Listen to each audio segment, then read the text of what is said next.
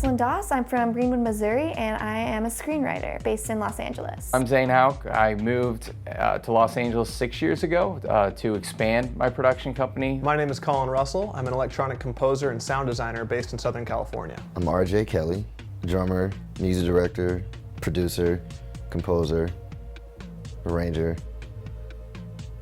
So I really just say drummer, musician, you know, but yeah.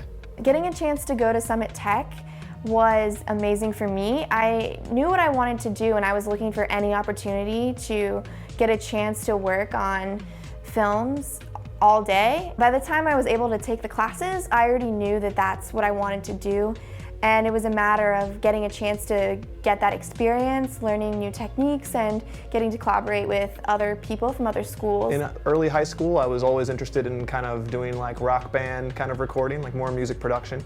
What I was interested in high school, it was nothing what I'm doing now. I knew from a young age that I wanted to be involved in music for my entire life. I kind of always knew that drums was gonna be my thing. I didn't realize that it would be more of a door opener as opposed to being just that. Around the time that I was around 16 or 17, a friend of mine who was also an STA student, him and I, we both talked about going to Berklee together, actually. So I chose Belmont because it was, I believe it had the #1 reputation for music business. I knew that I wanted to just start my career. I wanted to, you know, just kind of hit the ground running.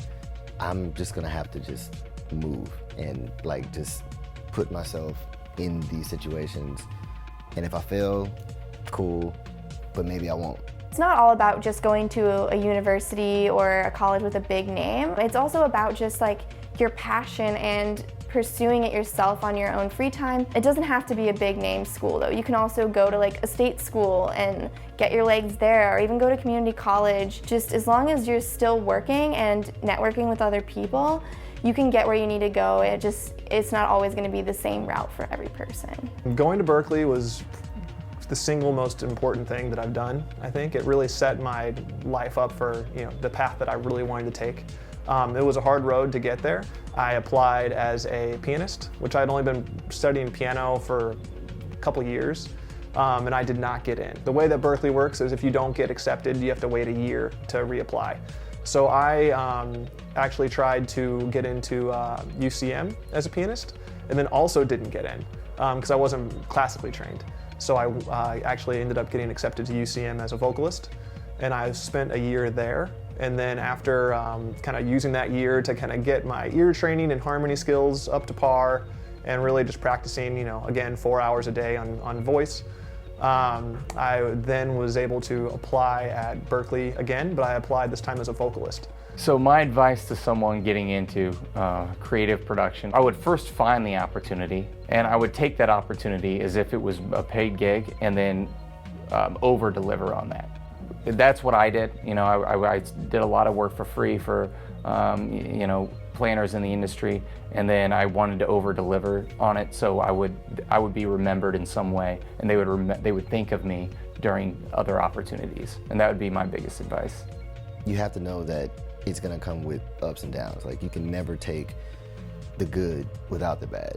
There's gonna be times where you're not gonna have that rent money. There's gonna be times where, you know, the work isn't steady. There's gonna be times where, you know, you have to readjust and, you know, kind of go back to the drawing board and try to figure out another way. But I would say it's important to actually love what you do. So the advice that I have for students is actually a quote by my favorite composer, John Cage, and that is, inspiration is not a special occasion. You should always be working. Like, just because something, maybe you don't feel inspired that day, or maybe you have writer's block, that doesn't give you a pass to not get things done. So you should always keep working and make sure that you finish everything that you start. Because just because you don't like it one day doesn't mean that 2 days later it's not the best thing you ever did. For me, as someone who wants to write for TV, I have a foot in the door job as a receptionist, and my next step is going to be a writer's assistant, hopefully. Get a chance to be in the room, you know, if it's getting coffees, taking notes, research, I'd be so into it.